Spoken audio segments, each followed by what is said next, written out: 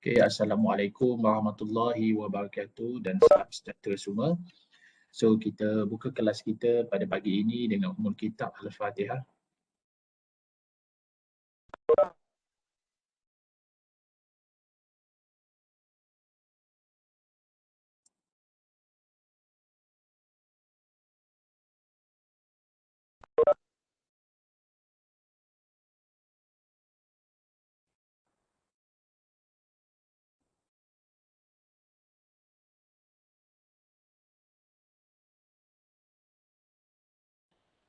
Dah belajar hari ini kita lihat sedikit lagi berkaitan dengan teori Endo. So, teori Endo ni kekuatan dia apa? Kekuatan dia adalah dia melihat bagaimana faktor keluarga iaitu seperti layanan, cara gaya layanan atau ibu bapa ni atau gaya asuhan ibu bapa ni, parenting style dapat mempengaruhi kanak-kanak punya dalam pembentukan personality.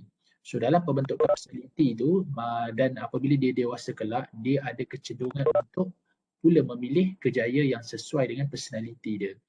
Jadi kalau kita lihat teori trait dan faktor, dia mengkaji bahawa manusia itu mempunyai personality yang unik dan berbeza lah. Unik dan berbeza dan tetapi teori Endo ni dia lebih kepada melihat personality itu berpunca daripada pengalaman awal kanak-kanak iaitu bagaimana dia dibesarkan dengan cara layanan dia asuhan yang diberikan oleh bapanya ataupun melihat kepada parenting skill. Pada early experience zaman kanak-kanak itu sangat mempengaruhi kerana dalam membentukkan personality, seterusnya dalam pemilihan kejayaan. Itu adalah teori yang dibawa oleh Endo. So hari ini kita lihat sikit ada beberapa lagi gaya sebenarnya kalau kita tengok gaya yang kita boleh lihat Endo pada kita tu masuk ke Gilbert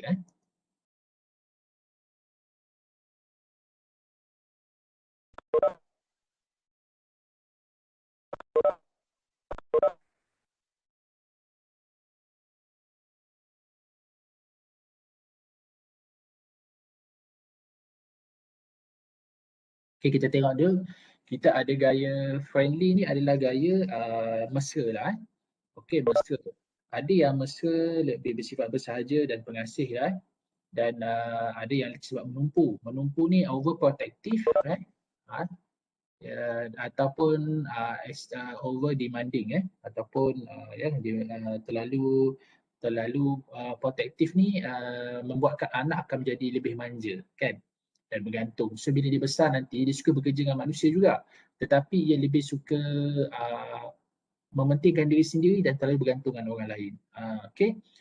Begitu juga dengan daya extremely demanding ni sepertinya terlalu terlalu menuntutlah demanding ni. Contohnya dia seperti dia sangat meletakkan peraturan kepada anak-anak buat ni buat tu menyebabkan anak ni rasa kadang-kadang takut untuk membuat keputusan sendiri. Dan ini pun kadang-kadang pembesaran dia amat bahaya apabila anak tu dewasa kelak ada kemungkinan anak tu suka buat keputusan.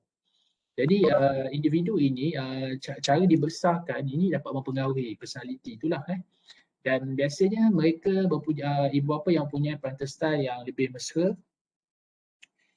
dan juga menumpu Converse ini lebih lebih bekerja dari segi orientasi kemanusiaan. So kerja elok ni dibagi kepada dua. Satu yang bersifat kemanusiaan, satu lagi yang bukan bersifat ataupun berorientasi manusia. Jadi yang friendly dengan Converge ni biasanya dia akan memilih kejayaan yang bersifat manusia.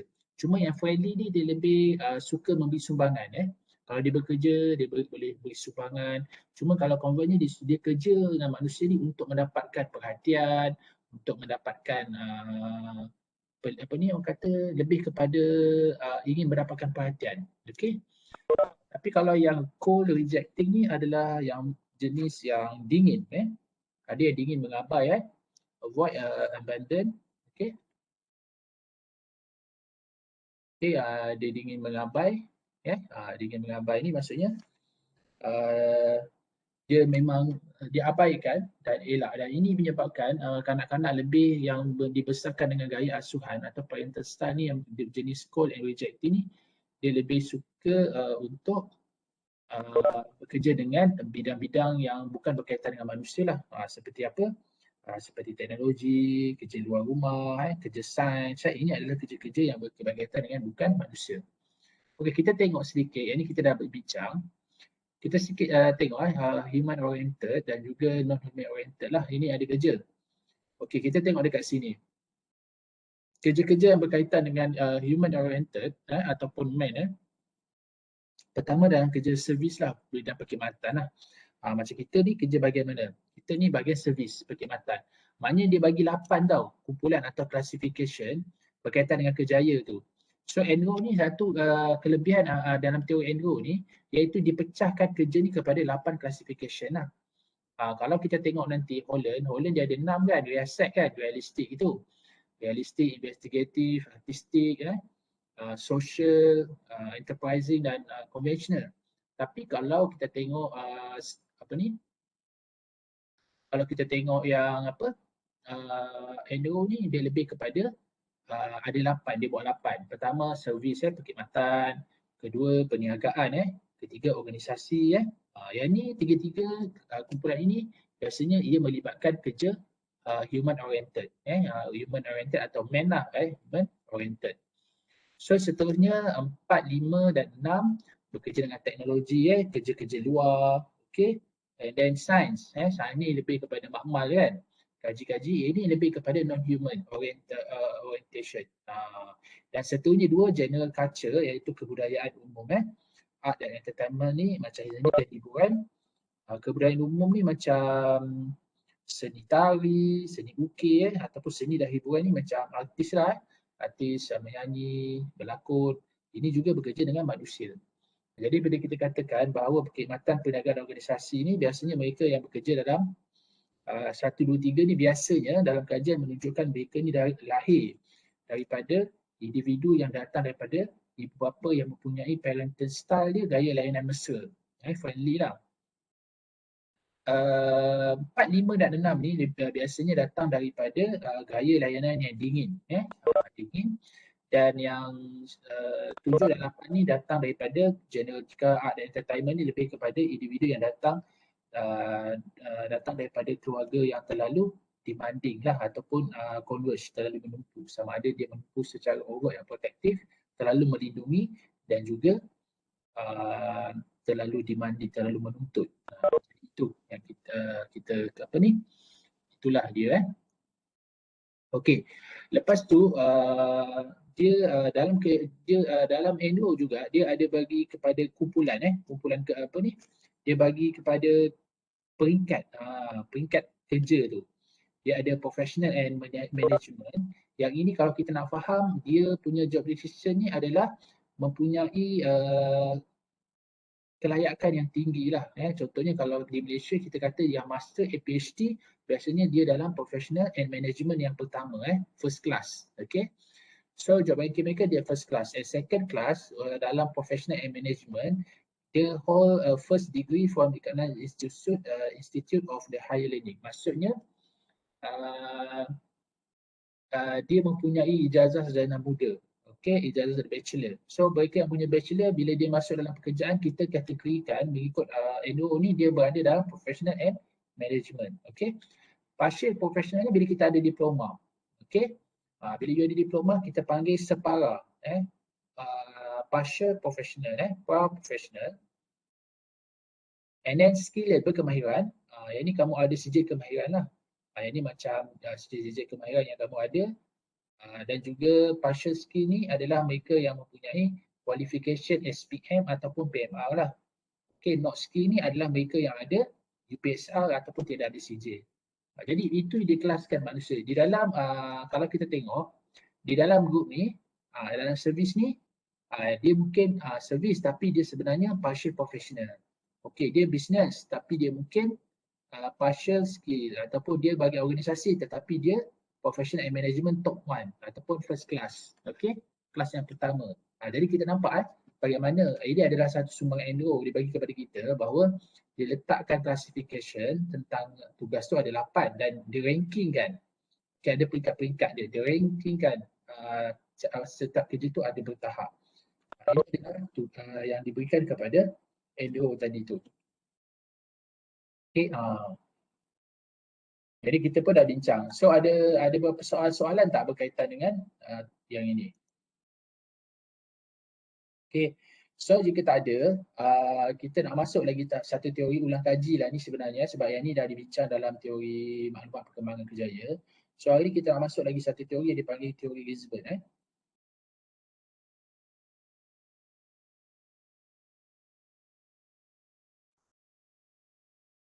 Okay, kita masuk teori Gisbert.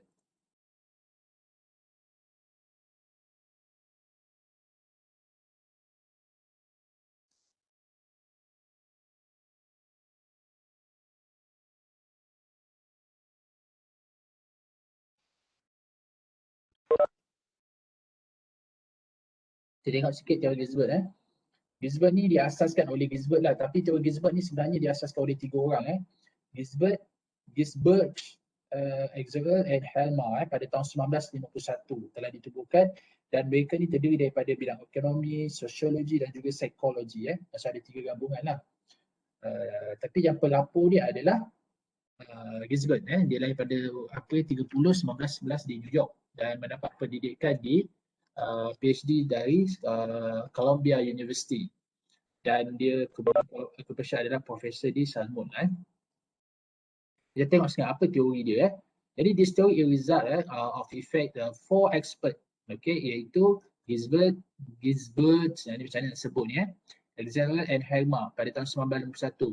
Dan mereka ni terdiri daripada ekonomi, sosiologi dan psikologi. Maka mereka ni yang bidang ekonomi, sosiologi, psikologi ni dia bergabung dengan membuat teori dia. Jadi the assumption that a person move on several level that relate to each other. Okay. Jadi value, environment, condition, psychological attribute, educational opportunity and achievement affect the career choice. Maksudnya bukan saja berkaitan dengan personality semata-mata dalam pemilihan kerja ataupun perkembangan kerjaya, tetapi dia melihat bahawa pekerjaan ini dia banyak attribute dia. Dia banyak dia punya variable dia. Banyak sebab-sebab faktor-faktornya. Antaranya nilai, iaitu persekitaran, psychological attribute, peluang-peluang pendidikan. Ada setengah negara yang tidak ada peluang pendidikan yang bagus kerana negara ini miskin. Itu juga akan menjejaskan perkembangan kerjaya seseorang itu. Dan achievement affect the career choice process dan juga pencapaian. Itu semua dia katakan mempengaruhi dalam pemilihan kerjaya. Okay, kalau kita tengok teori trait dan faktor lebih fokus kepada personality semata-mata. Kalau Holland, kalau belajar Holland, kita nampak bahawa dia hanya fokus kepada 6 kategori kerjaya, iaitu riasat. Kalau Andrew dia lebih kepada penekanan kepada psikologi juga, dan sosial pun ada juga, tapi dia lebih penekanan kepada pendidikan ataupun perkembangan masa kanak-kanak mengikut gaya asuhan ibu bapa, parenting style tu. And then Gisbert punya teori dia lebih melihat kepada perkembangan tu dari perspektif yang lebih luas, iaitu dari segi persekitaran, peluang pendidikan, pencapaian. Okey, itu antara perkembangan teori kerjaya. Jadi bila kita buat tentang mencari faktor-faktor kenapa seseorang itu memilih suatu kerjaya, bila kita gabungkan teori, kita akan nampak perspektif yang lebih luas. Itu sebab kita belajar banyak teori, untuk kita memahami seseorang itu daripada perspektif yang lebih luas. Jadi dia punya career selection is a process of development that typically takes a long time and more than 10 years. Dia kata pemilihan kerjaya ni sebenarnya dia ada satu proses perkembangan. Dia satu proses perkembangan dan dia boleh berubah sebenarnya. Dan dia mengikut perubahan tu. Maksudnya kita tak katakan kerjaya itu bila you masuk bidang kerjaya. Kan? Bila you masuk bidang kerjaya maksudnya you sudah fikir untuk kerjaya.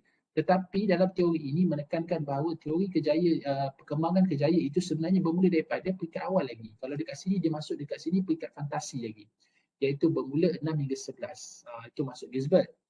The process of career development is a process that cannot be reversed. This make the process of adaptation work to continuous process. Dan maksud Gisbert lagi, perkembangan kerjaya ini tidak boleh berpatah balik. Sebab apa dia kata tak boleh berpatah balik? Sebab dia fokus kepada umur. Kan? Umur. So kalau orang tu dah 20, mana dia boleh berpatah balik kepada 2 tahun kan? Tak boleh. Sebab umur ni dia tidak akan meningkat kan? Dia tidak akan menurun, dia akan meningkat. Jadi prosesnya juga sama. Yang penting di dalam kerjaya adalah kita perlukan suatu adaptasi. Kadang-kadang kita tak capai satu pekerjaan tu. Okey, tapi tak adalah bermakna dia macam kanak-kanak masuk Gisbert ni. Maksudnya dia perlu adaptasi dalam situasi tu kan. Okey. Jadi the process of career selection will end when there is a compromise. Compromise between interest, ability, value with opportunity that are self-sufficient and job requirement. Maksudnya dia katakan pemilihan kerjaya ni akan terhenti apabila berlakunya compromise, iaitu istilah yang digunakan oleh Gisbert. Kalau setengah pakai adalah apabila berlaku keselarasan. Ada setengah macam Holland menggunakan perkataan keselarasan. Okey, congruence kan. Tetapi kalau istilah Gisbert dia gunakan compromise, maksudnya dia dah compromise dah. Maksud antara minat dia, keupayaan dan value dan peluang pekerjaan itu dah selaras dah. Jadi dia pun berhentilah daripada pemilihan kerja, dia rasa kerja itu dah sesuai dengan dia. Tapi selagi tidak mengalami compromise, dia akan terus mencari agar dia mendapat compromise tu. Compromise ni sama dah macam congruence lah yang dipertekankan oleh Holland. Holland guna congruent, iaitu keselarasan antara personality dan juga personality dan juga persidangan kerja tu. Okey. Maksudnya dekat sini dia ada 3 there are 3 career development stages. Pertama sekali dia ada fantasi. Peringkat dipanggil fantasy stages. Okey, yang kedua trial, ketiga realistic. Okey. Maksudnya yang fantasi tu berumur pada 6 hingga 11 tahun. 6 hingga 11 tahun. So dalam 6-11 tahun ni kita tengok apakah yang terjadi kan. Lepas tu peringkat trial iaitu peringkat percubaan. And then peringkat realistik. Realistik ni 17 hingga 20 tahun. Okey. Kita tengok peringkat fantasi ni. Peringkat fantasi ni dia ada 2 peringkat. Dia ada 1 je peringkat dia. Okey. Peringkat maksudnya peringkat fantasi ni dia ada pada 6 hingga 11 tahun. Yang ni lebih kepada orientasi yang kita katakan sebagai orientasi bermain. Yang ni sebenarnya kita dah bincang dalam maklumat, tapi kita ulang kaji. Maknanya peringkat fantasi ni lebih kepada peringkat bermain-main. Ada peringkat main, angan-angan, lebih kepada peringkat imajinasi. Dan kebanyakan mereka meniru orang dewasa, terutama ibu bapa lah. Kalau dia ada abang, kalau jarak abang adik tu beza, kadang ada keluarga yang beza jauh kan. Jadi dia juga melihat abang dia sebagai model. Itu peringkat fantasi. Yang kedua adalah dikatakan sebagai peringkat percubaan. Percubaan. Iaitu peringkat pertama sekali percubaan ini maksudnya dia sudah memilih pekerjaan mengikut minat dia. Okey, mengikut minat dia. So dalam peringkat percubaan ni dia ada 4 peringkat utama. Dalam peringkat tu ada sub peringkat dia. Peringkat percubaan ada sub peringkat dia. Yang pertama sekali minat, dia ni bermula pada umur 11 hingga 13 lah. So ini ada peringkat minat di mana individu mula memasukkan aspek minat dalam pemilihan kerjaya dia. Okey, memilih pekerjaan atau bidang pengajian yang benar-benar diminati. So peringkat minat ni dia pilih sebab minat. Okey. Yang kedua dipanggil ability ataupun kebolehan. Peringkat kebolehan ni bermula 13-14. Ini yang kita dah masuk tingkatan. Kalau di Malaysia kita antara tingkatan 1 dan 2. Antara tingkatan 1 dan 2. So dalam tingkatan 1 dan 2 peringkat kebolehan ni, individu memasuki aspek kebolehan dalam pemilihan kerjaya meliputi misalnya kebolehan akademik, psikomotor dan fizikal. Hanya memilih kerjaya yang bersesuai dengan kebolehan diri. Okey, tadi dia minat. Tapi bila dia minat, tak semestinya dia ada kebolehan tu. Nampak? So pada peringkat tingkatan 1 atau tingkatan umur 11 tahun lah, maksudnya darjah 5 hingga tingkatan 1 kalau di Malaysia, maknanya dia akan memilih itu pertama sekali adalah disebabkan oleh faktor minat. Faktor minat. Selepas minat, dia akan pergi ke peringkat seterusnya iaitu ability, iaitu peringkat kebolehan. Di mana 13-12 tahun, dia akan melihat sama ada dia ada tak kebolehan untuk memilih sesuatu kerja. So bila dia masuk 15-16, 15-16 kalau di Malaysia antara tingkatan 3 tingkatan 4, dia cuba masukkan elemen nilai. Nilai. So apa maksud nilai? Iaitu individu mula memasukkan aspek nilai dalam pemilihan kerjaya. Hanya memilih kerjaya yang bersesuai dengan nilai yang menjadi pegangan diri dia. Dia dah ada nilai sebab tingkatan 3 dan 4 ni dia dah mula dapat melihat secara orang kata secara abstract kan. Jadi bila kata bab-bab nilai ni dia adalah pegangan nilai kita. Kita nak bekerja dengan orang, kenapa nilai yang kita pegang untuk kita bekerja dengan orang? Sebab kita nak memberikan pekerjaan adalah satu bentuk untuk memberikan perkhidmatan ataupun beri nilai tambah pada orang, ataupun pekerjaan ini kalau dia memberikan nilai untuk mendapat keuntungan, dia bergantung pula kepada nilai. Okay. And then dalam pasal percubaan ini juga pada umur di antara 11 hingga 17 tahun, maka dia akan masuk transition, itu peringkat peralihan, di mana peringkat ini dikatakan sebagai peralihan sebelum individu bergerak ke arah yang lebih realistik lah. Dia tempoh transition ni, tempoh peralihan. Okey. And then dia masuk pula peringkat realistik. So peringkat realistik ni range umur dia antara 17 hingga 20 tahun lah. So dia ada 3 pula peringkat dalam 3 sub peringkat dalam realistik ni.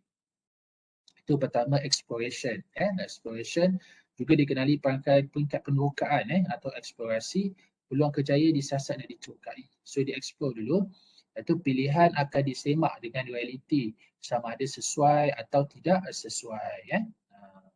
And then bila dia masuk peringkat tu, dia akan membentuk peringkat dipanggil peringkat ability ataupun peringkat dipanggil pembentukan. So dikenali juga dengan peringkat crystallization. Crystallization, individu menunjukkan kebolehan membuat keputusan dan pemilihan. Asas utama pemilihan ialah kompromi antara beberapa faktor yang wujud. Nampak dia guna perkataan kompromi kan. So kompromi ni maksudnya dia ada keselarasan, macam kita faham sebagai keselarasan antara personality dia dan minat. And then yang terakhir sekali bahagian provision. Provision ni maksudnya peringkat penentuan. Peringkat penentuan. Di peringkat ini penentuan mengenai pemilihan akan dibuat, langkah-langkah konkret dan wajar diambil untuk melaksanakan pemilihan yang telah dibuat. Jadi pemilihan diusahakan agar menjadi realiti. Okey, ini adalah peringkat antara umur berapa? 17 hingga 20 tahun lah. Okay, antara 17 hingga 20 tahun. Jadi inilah peringkat-peringkat yang berlaku dalam pekerjaan dalam ikut teori Wisbert. Okey, ini dah kita dah terangkan tadi. Kita tengok apakah kekuatan teori ni. Dia fokus on the importance of economic factor in the career development. Ini kekuatan teori ni. Sebab dia sangat menekankan tentang faktor-faktor ekonomi itu sendiri. Okay? Faktor ekonomi itu dalam mempengaruhi seseorang itu memilih pekerjaan. Dan faktor ekonomi itu dia banyak faktor. Disebabkan faktor ekonomi kadang-kadang dia boleh mempengaruhi sistem politik kita dan sistem education kita. So kalau ekonomi tak stabil, kita tak boleh kembangkan sistem pendidikan kita. Jadi dia melihat bahawa salah satu faktor yang penting juga dalam perkembangan kerjaya dan pemilihan adalah faktor ekonomi. Okay? Kita tengoklah ramai orang berhijrah. Macam ada ramai orang berhijrah ke negara kita disebabkan faktor ekonomi lah. Okay? Jadi the weakness of the theory, kita tengok ada sikit limitasi, dia punya limitation. This theory does not really on a comprehensive study but more a little study and make a statement as a whole lah. Maksudnya dia sedikit saja kajian tapi dia buat make a general. Jadi fokus on career choice regardless of career adjustment. Okay, fokus kepada career choice regardless of career adjustment. Does not explain the concept of compromise. If there is incompatibility to balance career choice for someone. Maksudnya dia tak cerita pula konsep compromise tu. Kalau dia tak capai kontak, ada seseorang tu tak capai kan compromise. So macam mana dia nak buat? Macam mana nak buat? Okay, ni dia tak bincangkan. So dia punya conclusion ataupun summary, the career selection process is a career choice. Dia kata proses itu adalah berkaitan dengan pilihan semasa. Value, real world condition, psychological attribute, educational opportunity and achievement are factors that are taken into account during a career selection process. There are 3 main stages in career selection. Apa tu? Fantasi, experimentation and realistic. Okay. Dan the process of career selection will end when there is a compromise between the interest, ability, value and opportunity. That is it the environment. Itu dia punya summary lah. So pemilihan kerja ini akan terhenti. Pemilihan kerja akan terhenti apabila seseorang itu mencapai compromise tu. Apa yang masukkan compromise tu? Ialah antara dia dah dapat keseimbangan antara minat, ability dan nilai dia. Peluang dalam kerjaya dia. Itu saja sedikit ulang kaji. Cuma kita tanya sahabat-sahabat kita apa yang dia faham tentang Gisbert ni. Okey. Kita tanya sedikit pengalaman sahabat kita, bagaimana dia menghadapi pengalaman kerja ni. Nazin ada di talian. Semalam Nazin tak ada ni. Nazin ada? Yen ada Yen dalam talian. Ada cikgu. Okey Yen nak tanya. Apa yang awak faham tentang teori Gisbert ni secara sepintas selalulah?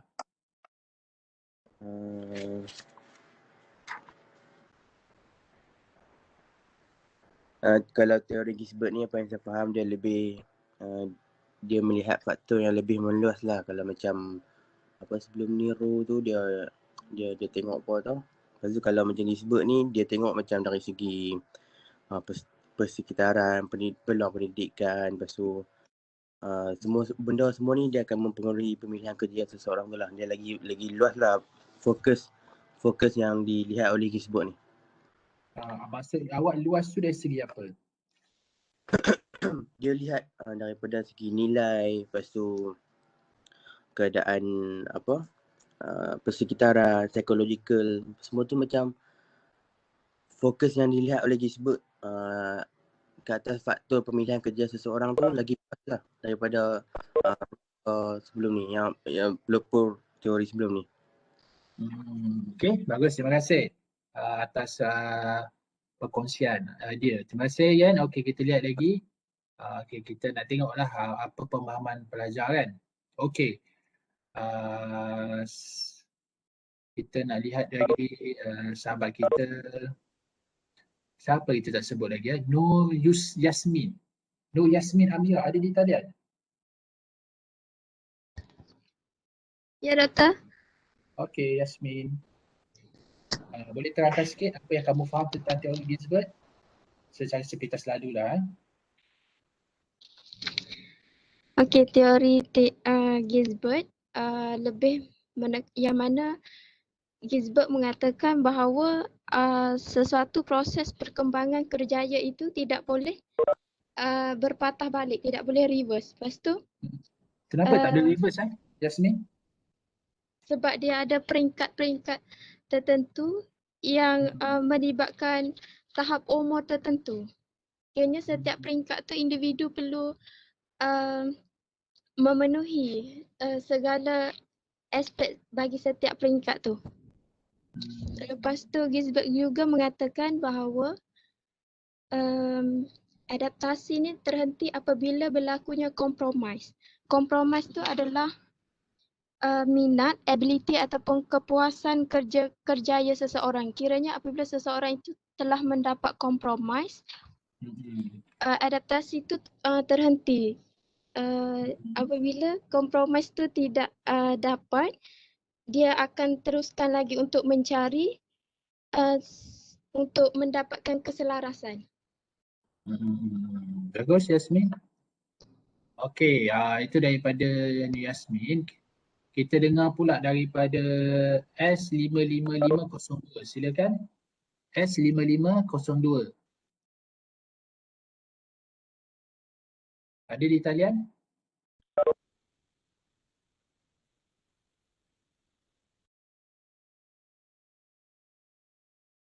Okey, Raja Aida Faruwiza. Raja Aida ada di talian? Ada cikgu. Okey, apa yang awak faham tentang peringkat fantasi ni? Peringkat fantasi. Okey, peringkat fantasi ni apa yang saya faham lah adalah masa kita kecil dalam lingkungan umur 6 hingga 11 tahun. Masa ni macam kita macam sedang berangan lah, macam nanti aku besar aku nak jadi doktor, nak jadi engineer, nak jadi pilot. Lepas tu macam dia macam start untuk main macam tiru gaya, macam nak main lah dengan kawan-kawan dia, macam tiru gaya, macam contohnya ambil satu situasi aku nak jadi cikgu, jadi macam dia berperanan jadi cikgu sementara kawan-kawan dia jadi murid-murid macam tu lah, dia macam bermain-main dengan angan-angan dia tu, fantasi dia tu. Itulah saya faham peringkat fantasi ni. Peringkat fantasi lah. So pernah tak Raja alami benda tu masa kanak-kanak? Pernah lah, masa kanak-kanak dulu selalulah main dengan kawan-kawan. Sejak hari ni nak jadi cikgu, hari ni esoknya pula nak jadi polis pula, lepas tu lusa kan nak jadi engineer, macam-macam selalu bertukar. Maksudnya Minat tu selalu bertukar. maknanya tak tetap lah masa zaman fantasi ni, masa tak tetap, dia lebih kepada sekadar fantasi lah Okey. Baik, terima kasih Raja. Terima cikgu. Okey, terima kasih Raja, Cik Jasmine dah. Zaidan, kita dengar pula daripada Ain Maisara. Ain Maisara ada di talian? Ada cikgu. Ain Maisara, apa yang Ain Maisara faham tentang peringkat tentatif lah atau peringkat percubaan? Apa yang saya faham pada peringkat ni, kita pilih kerjaya ikut minat, ikut kebolehan, nilai dan kita beralih untuk pilihlah kerjaya yang kita nak. So, cuba cerita sikit pengalaman awak masa tu. Ada tak berlaku? Ada masa ni saya nak jadi cikgu. Masa tu memang saya minatlah jadi cikgu sebab saya punya keluarga ramai juga yang jadi cikgu. Daripada situ saya macam benda tu buat saya lagi minatlah untuk saya jadi cikgu. Itulah. Okey. Okey, bagus. Terima kasih. Okey, kita nak dengar pula daripada Effendi. Effendi ada di talian? Effendi ada di talian, Effendi? Ada cikgu. Okey, Effendi, boleh tak cerita sikit apa yang berlaku pada awak pada peringkat fantasi berkaitan dengan kerjaya? Ingat lagi tak? Peringkat fantasi. Mm-mm. Peringkat fantasi ni dia macam cikgu kata tadi, dia berlaku masa kanak-kanak. Mana kalau saya kaitkan dengan diri saya, pada peringkat kanak-kanak ni tak tetaplah pendirian kita dalam sesuatu minat tu. Contoh minggu ni kita minat untuk macam cita-cita nak jadi cikgu, lepas tu bila kita tengok orang lain macam jadi polis, nampak cool sikit, kita nak jadi polis juga. Jadi bagi saya pada peringkat ni belum mencapai kematangan dalam sesuatu pemilihan kerjaya. Lepas tu dia sentiasa berubah-ubah lah minat kita tu. Apa yang mempengaruhi fantasi kanak-kanak? Apa yang sebenarnya yang mempengaruhi peringkat kanak-kanak awak rasa, Effendi? Mungkin persekitaran dia, mana kalau dia tengok orang tu jadi cikgu, dia nak jadi cikgu. Kalau dia tengok cerita tu ada karakter polis kat situ, mungkin dia nak jadi polis pula. Okay, maksudnya dipengaruhi oleh persekitaran, sama ada ibu bapa ataupun rancangan TV lah kot Okay, terima kasih. Kita dengar pula daripada Ahmad Syukran. Ahmad Syukran Naim ada di talian? Ada cikgu. Okey, Ahmad Naim, tadi Effendi dah jelaskan sedikit tentang fantasi. Apa pula fahaman awak tentang peringkat percubaan atau tentatif ni? Kat percubaan ni, seorang tu bila masuk umur 11, dia ada 4 peringkat lah.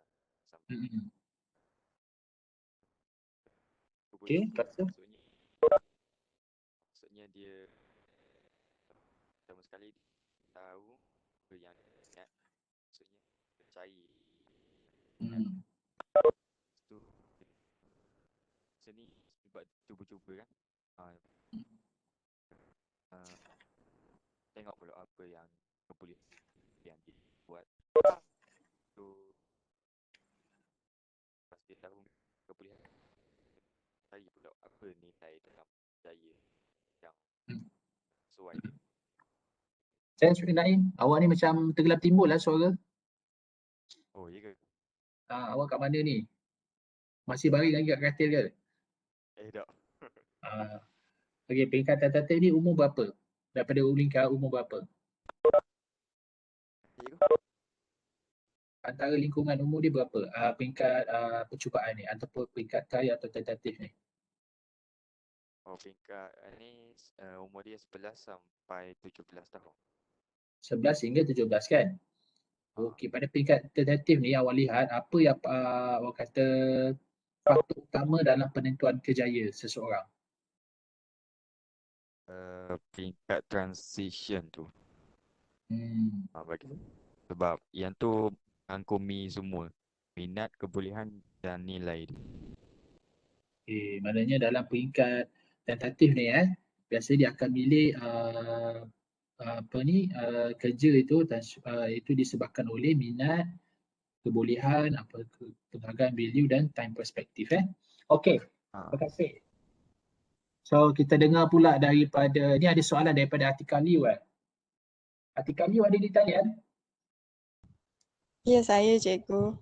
Awak tanya tentang pseudo crystallization ni. Mana awak dapat istilah ni Daripada e-book. Okey, e-book yang mana tu? Yang cikgu bagi tu Yang Zangke punya. Okey, dia tulis kat situ. Pseudo crystallization Buku surat berapa Cikgu check balik. Yang kat sini dia ada tulis crystallization. Pseudo crystallization ni macam tak berapa jelas. Kalau yang Zangke ni page 418. Okey. Baiklah, cikgu tak berapa jelas tentang pseudo tu, pseudo crystallization tu. Tapi yang cikgu faham tentang perkataan makna pseudo tu. Macam ada juga panggil pseudoscience ataupun pseudopsychology. Pseudo ni adalah separa ada nampak masuk istilah yang digunakan dalam dunia penyelidikan yang maksudnya separa. Tapi cikgu tak faham makna istilah yang sebenar. Okey, kalau crystallization dalam istilah dalam istilah teori Gisbert ni, dia adalah di fasa realistik. So dalam fasa realistik ni dia akan masuk peringkat yang pertama sebagai peringkat exploration, and then yang kedua dia akan masuk peringkat dipanggil second stage adalah dimaksud crystallization. Ada. Tapi pseudo crystallization tu cikgu tak perjelas. Tapi crystallization yang ada dalam ni yang cikgu faham adalah berkaitan dengan dia sudah ada pemilihan yang kristal. Maksud kristal ni dia boleh nampak lah. Okay, dengan lebih jelas. And then yang third sekali tu dalam istilah tu dia panggil specification lah. So sudah masuk spesifikasi dalam pemilihan kerjaya tu. Okay. Okey, baik. Nak tanya juga Atika Liu So berdasarkan pengalaman Atika Liu, ada tak kaitannya stage ni dengan peristiwa awak secara peribadi dalam pemilihan kerjaya Atika? Ada. Boleh tak kita kongsi sikit? Masa kecil dulu pernah masa tu berada dekat peringkat fantasi, I guess. Masa tu nak jadi kapten kapal. But then as I grow older, saya dah tak nak jadi kapten kapal lah. And now saya ambil counselling. Why you choose the counselling as your future career? It's actually not my first choice, but I got no choice. So I just continue with this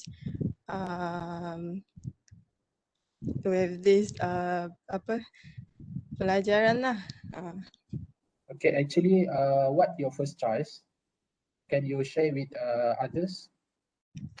My first choice is what do we call that? Is Asian Studies, pengajian Asia Timur. Okay. Oh, Asia Timur. This is interesting. Why you choose that course? Because kalau East Asian Studies tu saya tengok dia boleh jadi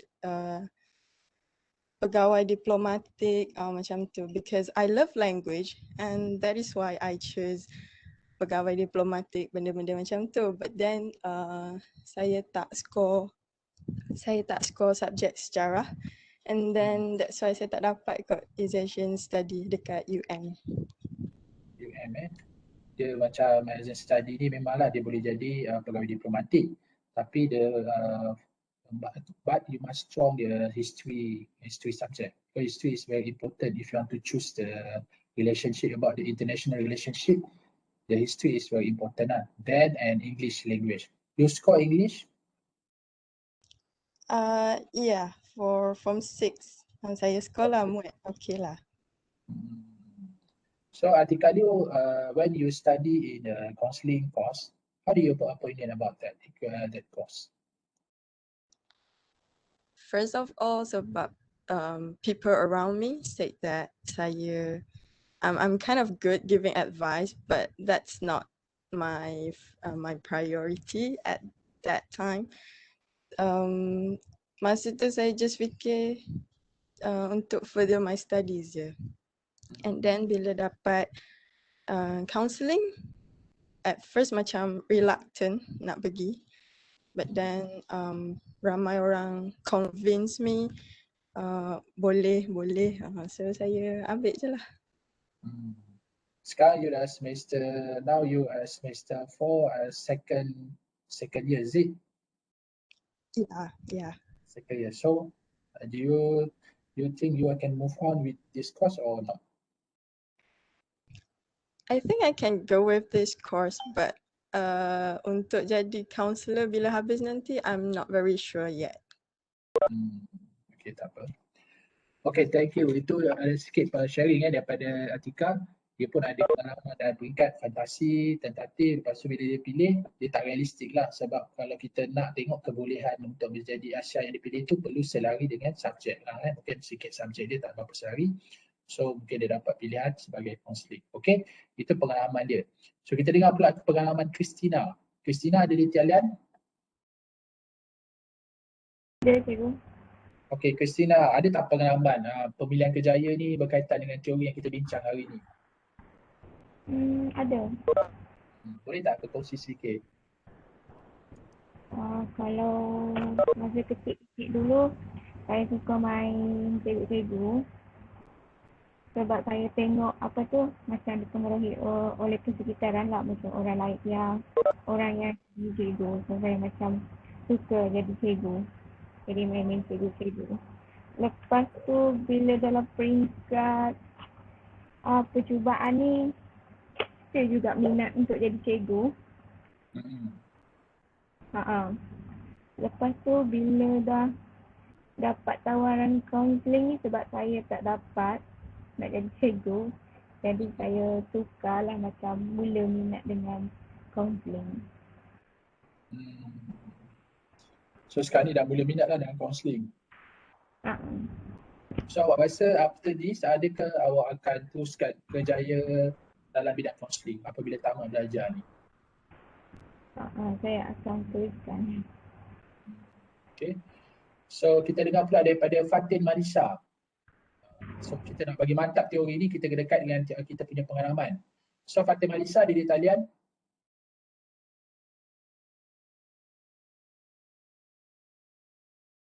Fatin ada, Fatin? Okay, kalau tak ada, Kimi Maswa. Kimi Maswa? Ada cikgu. Okey, Kimi. Ada tak pengalaman yang awak nak kongsi bagaimana perkembangan pemilihan kos lah berkaitan dengan teori yang kita bincangkan ni? Semula tak apa dengar cikgu. Macam mana mungkin Kimi ada pengalaman dalam pemilihan bidang dan masa kanak-kanak dulu ke, dan cuba Kimi kongsi sikit pengalaman tu berkaitan dengan teori yang kita bincangkan hari ni. Pernah. Macam juga dengan yang lain, kalau waktu kecil-kecil tu minat tentang kerjaya tu banyak berubah-ubah lah. Kadang nak jadi orang yang bekerja dalam pejabat, cikgu, atau kadang-kadang nak jadi polis sebab saya polis. Jadi macam bila nampak dia kerja sebagai seorang polis, so saya agak macam berminat lah, macam nak sambungkan dia punya legacy, lebih kurang macam tu lah. Lepas tu bila dah macam besar tu sikit, macam dari sekolah menengah tu, saya tengok sekali dengan saya punya minat lah ke arah mana. Jadi saya fikir mungkin saya boleh ambil pekerjaan untuk menjadi dalam bidang TESA dan bidang subjek bahasa Inggeris untuk menjadi macam translator macam tu. Tapi sebab untuk SPM tu saya tak lepas dekat situ, so saya ambil dalam bidang kanak-kanak, jadi cikgu. Lepas tu sekolah.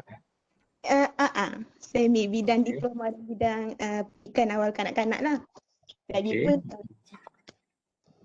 orang persekitaran saya, mak saya pun cakap, kakak-kakak saya pun cakap yang saya susah untuk jadi cikgu. Sebab personality saya kot. Gitulah. Lepas tu sekarang ni saya jadi counselling pula. Ambil counselling pula gitu. So kalau kamu tengok boleh relate tak ke counselling dengan kanak-kanak ni? Awak rasa? Oh, boleh saya rasa boleh. So ada kaitan lah Sebab pun kadang apa yang saya belajar waktu diploma tu adalah berkait-kait sikit dengan counselling. Mungkin dari segi kanak-kanak ataupun family, cara family tu kena bantu kanak-kanak. Dia orang punya anak-anak dia orang untuk membesar macam mana. Adalah kaitkan sikit-sikit tu. Tadi macam kamu dalam umur 17 dan 20 lebih lah kan, Kimi kan? Jadi kalau kamu tengok dalam teori ni, kamu sudah masuk dalam peringkat realistik. Jadi dalam pemilihan kerjaya awak nanti, adakah awak rasa awak pilih kaunselor ni sebenarnya awak sudah masuk dalam fasa realistik? Boleh tak bagi komen sikit? Saya rasa saya dah masuk fasa realistik kot. Sebab kalau bagi saya untuk dalam kaunseling kan ada banyak kan. Keluarga pun ada. Jadi saya rasa untuk kaunseling ni mungkin saya akan pursue dalam bahagian keluarga. Kaunseling keluarga. Family counselling lah kan? Ya. Maknanya awak dah ada satu perancangan yang realistik berkaitan dengan minat awak dan kamu rasa kamu memilih kaunseling tapi lebih fokus kepada family lah. Maknanya mungkin kalau awak ada rezeki awak akan sambung master ke dalam bidang family counselling? InsyaAllah. Okay. Okey, terima kasih Kimi atas perkongsian untuk kita faham subjek teori ini dengan lebih mendalam. So kita pergi pula berpindah kepada Maharani Haiza. Maharani ada di talian?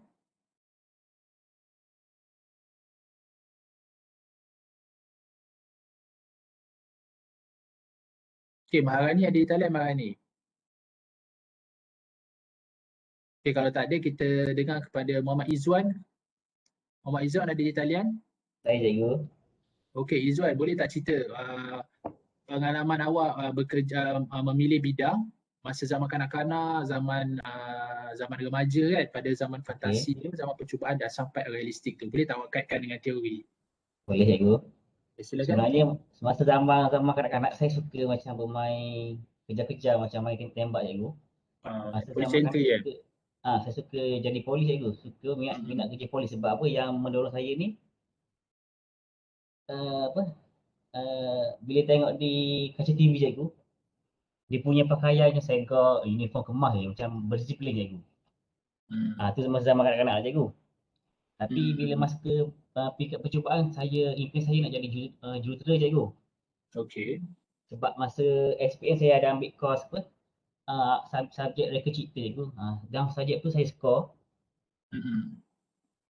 Lepas tu saya dapat masuk ke politeknik dalam bidang engineering. Lepas tu pada masa sama saya bermain di situ cikgu. Macam saya dapat tawaran sambung belajar dekat UTHM dan pada masa yang sama saya dapat bekerja sebagai pegawai penjara cikgu. Okey, maksudnya nampak ada fit lah awak punya bidang tu dengan kerjaya tu. Tapi macam mana pula tiba-tiba boleh terjebak dengan kerja wadah penjara ni? Sebenarnya saya tak minat kerja ni sebenarnya cikgu. Sebab saya cita-cita nak jadi jurutera. Tapi sebab faktor keluarga lah cikgu. Sebab masa tu saya punya adik, kakak semua masih bersekolah cikgu. Walaupun saya pula daripada keluarga yang sederhana cikgu, peneroka Felda. Jadi itu membuatkan saya terpaksa untuk bekerja lah cikgu. Dan di usia umur nak masuk umur 20 tahun cikgu. Jadi saya terpaksa kobarkan saya punya saya punya impian cikgu, sebab saya punya kawan-kawan semua dah ada yang jadi engineer, arkitek cikgu. Ya, ni kalau ikut kata Elizabeth, dia ada faktor economical factor lah tu. Ya cikgu, faktor ekonomi cikgu. So maksudnya faktor ekonomi juga ada mempengaruhi Izwan dalam pemilihan kerjaya itulah. Maksudnya kadang-kadang tak seperti minat tu daripada bidang engineer. Kalau tengok pun awak punya subjek pun memang awak score dalam bidang tu. Tapi disebabkan ekonomi faktor dan persekitaran tu membuatkan awak terpaksa memilih kerjaya sebagai wadah penjara lah. Ya cikgu. So nampak bagaimana teori ini memberi kita kefahaman sebenarnya. Dan biasa kita belajar teori ini, kita kena memang relate dengan kehidupan kita supaya kita akan jadi faham lah macam mana teori ini berfungsi. Tapi untuk kita nak jadikan sesuatu teori ini lebih kita hidup, untuk kita lebih more understanding about that theory, so you mesti kena kaitkan. Contoh kaitkan. Mana ada yang kena, tapi tak semua orang kena. Macam Izwan mungkin disebabkan faktor ekonomi. Tapi kalau Atika Liu tadi dia minat bahagian ASEAN relationship, tapi mungkin disebabkan faktor pendidikan yang menyebabkan dia tidak boleh nak move on lah. Mungkin daripada history. Itu je sikit-sikit je faktor tu. Okay, kalau macam kita tengok Kimi juga dia ada faktor disebabkan kadang-kadang dia mungkin sebab dia jadi macam tu sebab dia memang ada personality dan minat tu. Kan ada memang minat kanak-kanak. Jadi orang kata dia pun fokus dan minat yang ada pada kita, kecenderungan yang ada pada kita, kebolehan yang ada pada kita, sebenarnya dia memacu kita untuk kita memilih kerjaya. So mungkin Kimi lepas ni Kimi Maswah kata kalau dia ada rezeki mungkin dia akan fokus dalam bidang family counselling. Nampak bagaimana teori ini sebenarnya memberi pemahaman kepada kita. So nanti bila kita buat sesi counselling dengan klien, jadi kita boleh meneroka apakah minat-minat klien, bukan daripada segi minat saja sebenarnya. Pelajar-pelajar juga boleh menggunakan teori ini untuk meneroka bidang yang lebih luas. So the broad perspektif. So kita boleh lihat daripada seperti faktor-faktor lain yang menyumbang kepada kerjaya. Okey, jadi kita tengok bila dia dah sampai kepada satu tahap dia panggil compromise, jadi kita akan berhenti dalam pemilihan kerjaya. Tapi itu mengikut Lisbon. Tapi dalam mengikut super lain pula. Super ni sepanjang hayat. Kita punya pemilihan kerjaya daripada awal sampai sepanjang hayat dan dia juga sampai waktu persaraan. Ya, sampai waktu persarahan pun dia masih lagi. Jadi kita akan masuk sikit berkaitan dengan teori super. Okey, so setakat ni ada apa-apa soalan tak untuk dua teori ni dulu? Yang ni macam ulang kaji lah, tapi teori ni penting untuk nanti pelajar gunakan untuk buat jurnal dan juga untuk buat sesi nanti. Okey. So pelajar ada apa-apa soalan sebelum kita berhenti untuk hari ini?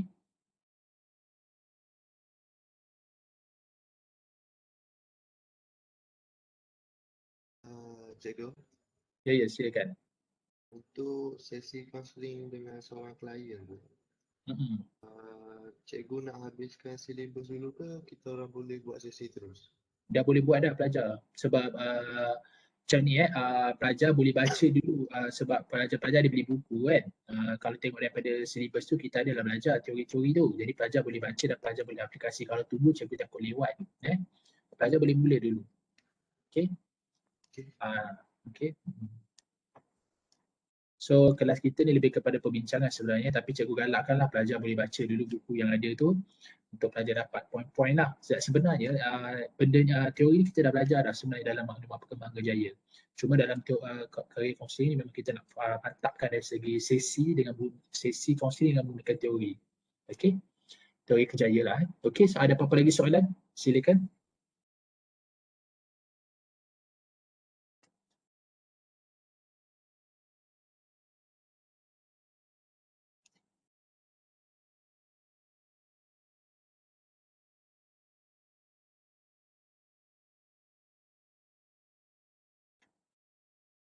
Okey, so kalau tidak ada, cikgu rasa kita berhenti dulu setakat ni dan kita akan sambung insya-Allah minggu depan dan saya ucapkan selamat berpuasa dan boleh teruskanlah apa-apa yang kerja yang awak boleh tengok dan jangan lupa kita punya individu dan juga kelompok lah.